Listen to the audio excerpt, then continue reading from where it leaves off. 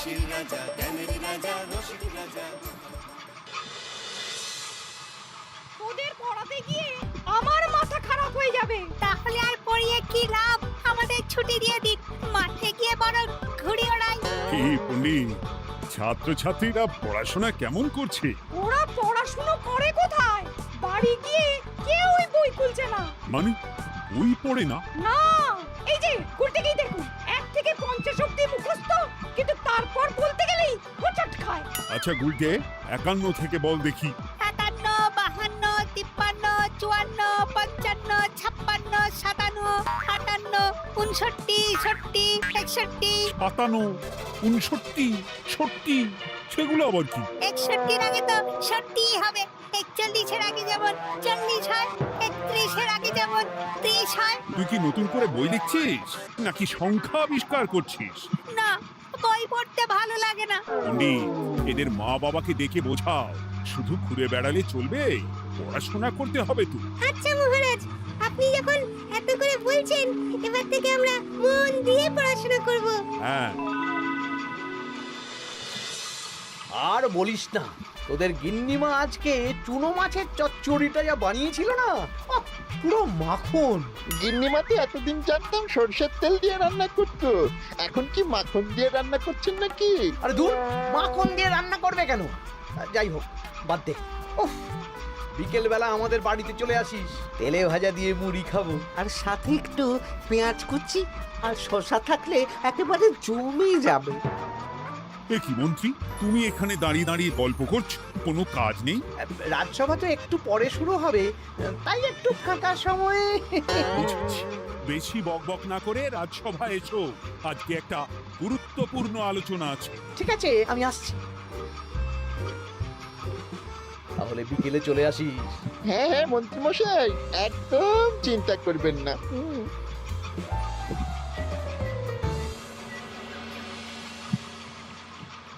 রাজ্যটা তো রসাতলে চলে যাচ্ছে, বাচ্চারা পড়াশুনো করছে না, বড়রা গল্প গুজব করে আড্ডা দিয়ে কাটাচ্ছে।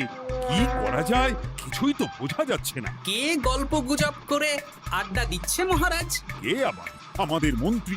আমি নিজের চোখে একটু আগেই দেখলাম, বটা ঘটার সাথে সকাল সকাল গল্প জুড়েছে। তাহলে এটা বোঝা যাচ্ছে যে মন্ত্রী মশাইয়ের তেমন কাজ নেই, আর কাজ যখন নেই তখন মন্ত্রী মশাইকে রাজসভায় রাখারও দরকার নেই। হ্যাঁ মহারাজ, গোপাল এটা ঠিক কথা বলেছে। মন্ত্রী মশাই তো কাজের মধ্যে দুটো জিনিসই করেন, অকাজ আর কুকাজ। একদম বাজে কথা বলবে না। গোপালের কথা শুনে এখন আমার নিন্দা শুরু করেছো, তাই না? এই থামো থামো থামো থামো, আমাদের রাজ্যের উন্নতির জন্য একটা সমাধান করা দরকার। এই সময় নষ্ট করা বন্ধ করতে হবে। তাহলে মহারাজ, সবাইকে ফাঁকা সময়ে বই পড়তে হবে, পড়াশোনার মধ্যে থাকতে হবে, কারণ জানার কোনো শেষ নেই। তাহলে কি করা যায় বলো তো গোপাল? আমাদের রাজবাড়ির যে গ্রন্থাগার আছে সেটা তো বহু বছর ধরেই বন্ধ, ওটা খোলার ব্যবস্থা করুন মহারাজ। হ্যাঁ মন্ত্রী, তুমি নিজ দায়িত্বে গ্রন্থাগার খোলার ব্যবস্থা করো। অনেকদিন ধরে ধুলো ময়লা জমে আছে, সব পরিষ্কার করবে, আর পরিষ্কার হয়ে গেলে তোমরা সবাই গ্রন্থাগার থেকে বই নিয়ে পড়বে। বেশ। মন্ত্রী মশাই ভালো ভাষার ফেসেছেন। হ্যাঁ, জীবনটা তো শুয়ে বসে গুলতানি দিয়েই কাটিয়ে দিচ্ছেন, না হয় একটু কাজ করবেন আর কি। আর হবে না গল্প গুজব, হবে না ঠাট্টা হাসি।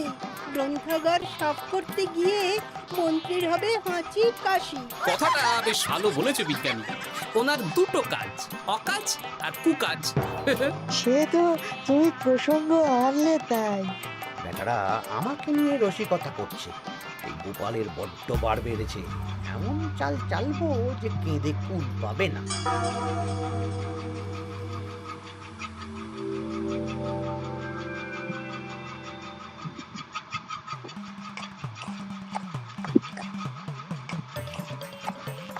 বেশ সুখে ছিলাম, কিন্তু হঠাৎ করে গোপাল আর মহারাজের সহ্য হলো না, চাপে পড়ে গেলাম। আমরা আপনাকে চাপমুক্ত করব, বলুন কি করতে হবে? আমি সব ভাবনা চিন্তা করে ফেলেছি, এখন তোদের আমার কথা মতন কাজ করতে হবে। আসতে পারি মন্ত্রী মশাই? হ্যাঁ, এসো এসো। ইনি তো চিত্রশিল্পী, এনাকে দিয়ে কি হবে? ইনিই তো আসল কাজ করবেন। শোনো, তা গোপালকে ভালো করে দেখে নিয়েছো তো? বিলক্ষণ। একটা পাতায় গোপালের ছবি আঁকতে হবে, ওপরে লেখা থাকবে কৃষ্ণনগরের ভবিষ্যৎ। কি গোপাল তো আপনার শত্রু, গোপালকে নিয়ে বই লিখতেন কেন? আমি বলছি, একটা পাতায় গোপালের একটা ছবি আঁকা হবে, যেখানে গোপালকে দৈত্য হিসেবে দেখানো হবে। বড় বড় দাঁত, বড় বড় কুলোর মতো কান। শোনো, নিচে একটু ফাঁকা রাখবে, যা লেখার আমি পরে লিখে দেব। আর আপনি মহারাজকে এই পাতাটা দেবেন? হ্যাঁ, আর বলবো যে গ্রন্থাগার পরিষ্কার করতে গিয়ে এই পুরনো পাতাটা পেলাম, তবে অনেক খুঁজেও বইয়ের বাকি অংশ কিচ্ছু পেলাম না মহারাজ। মহারাজ ওখানে দৈত্য বেশি গোপালকে দেখে ভাববেন রাজ্যের বড় বিপদ আসতে পারে, আর গোপালকে কোনো কারণ ছাড়াই তাড়িয়ে দেবেন। একদম তাই। কিন্তু একটা সমস্যা আছে। আবার কি সমস্যা? পুরনো পাতা বোঝাবেন কি করে? ছবি আঁকা হয়ে গেলে পাতাটা দুদিন রোদে ফেলে রাখবো, তারপর পাতার ধারগুলো একটু আঁকা বাঁকা করে কেটে দেব, সাথে আগুনের হালকা তাপ দিলে সাদা পাতা খুব তাড়াতাড়ি পুরনো দেখাবে। এটা ঠিক বলেছেন। আচ্ছা চিত্রশিল্পী, তাড়াতাড়ি ছবি এঁকে ফেলো। আমি কালকে সকালেই দিয়ে দেব। বেশ বেশ। আর বটা ঘটা, তোদের কালকে থেকে একটু আমার সাথে হাতে হাতে কাজ করতে হবে। হ্যাঁ, সে আমরা আপনার সুখে দুঃখে পাশে থাকবো।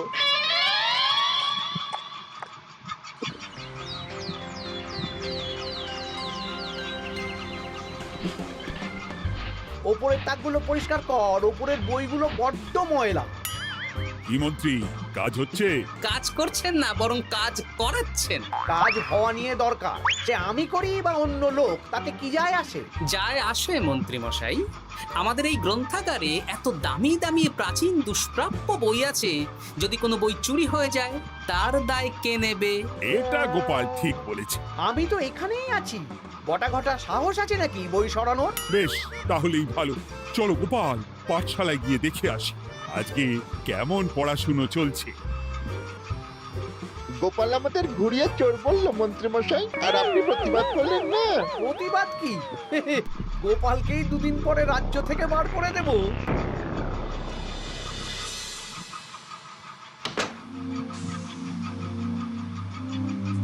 মন্ত্রীমশাই, ছবি আঁকা হয়ে গেছে। কই দেখি দেখি দেখি। বাস, এই তো চাই। এই ছবি দেখে মহারাজ চমকে যাবে। এবার পাতা পুরনো করার কাজটা করে ফেললেই কেল্লা ফতে।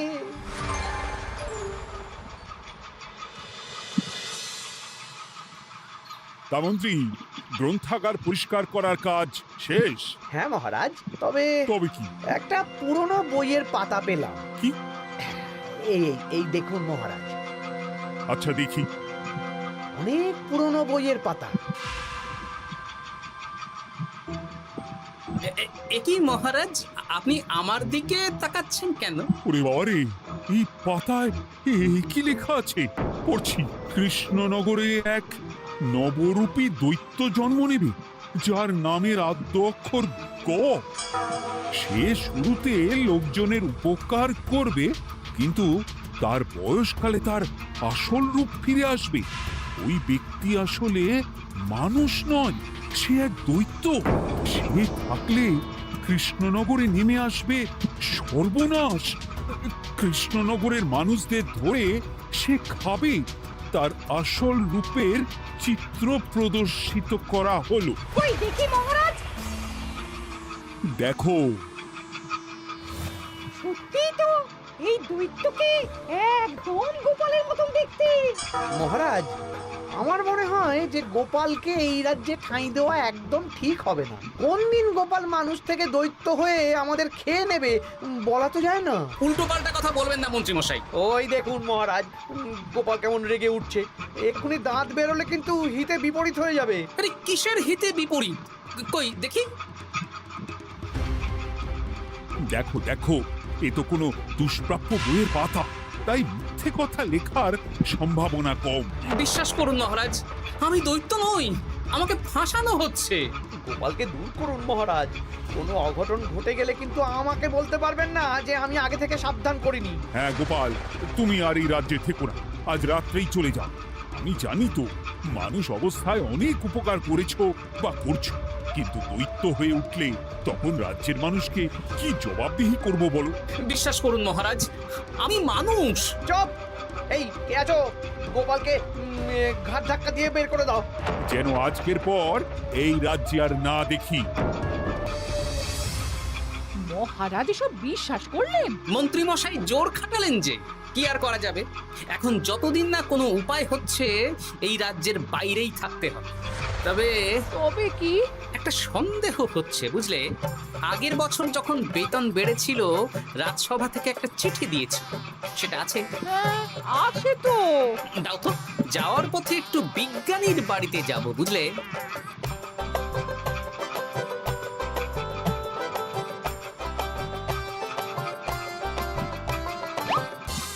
এবার চলো। আমিও বুঝতে পারছি গোপাল, এটা গভীর ষড়যন্ত্র।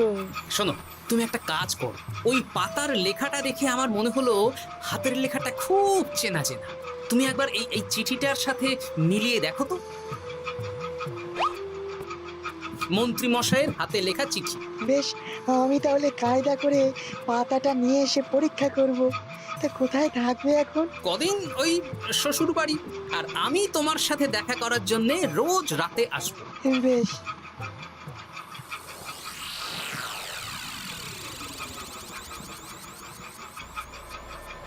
আসতে পারি মহারাজ? ও বিজ্ঞানী, এসো এসো এসো। বলছি মহারাজ, পাতাটা চাই, আজকে রাতের জন্য দেবেন? হ্যাঁ নিয়ে যাও নিয়ে যাও। ওই পাতা দেখলেই আমার ভয় লাগছে।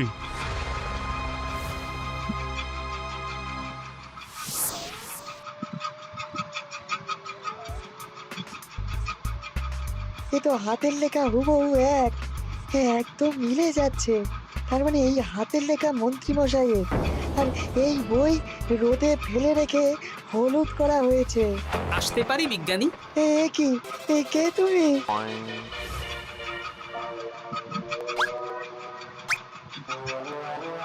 গিন্নির পুরনো শাড়ি পরে নারী সেজে এলাম, কেউ জানতে পারলেই বিপদ। এ কোনো বিপদ নেই, তোমাকে মন্ত্রী মশাই ফাঁসিয়েছেন। ওনারই হাতের লেখা, আর ওটা রোদে ফেলে আর উষ্ণ তাপে রেখে পাতা হলুদ করা হয়েছে।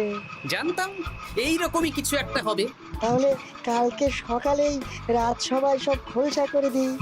না না, তার আগে মন্ত্রী মশাইকে একটু নাচাবো। কিভাবে? আমি দৈত্য সাজবো আর মন্ত্রীকে ভয় দেখাবো। আগে বটাকে দেখাবো, তারপর ঘটাকে, শেষে মন্ত্রীকে। ভালো মজা হবে, আমি তোমার পাশে আছি। তাহলে তাহলে এখনই সাজগোজ করে ফেলি বুঝলে। তুমি একটা চাদর মুড়ি দিয়ে আমার সাথে বটা ঘটার বাড়িতে যাবে এখন। আচ্ছা।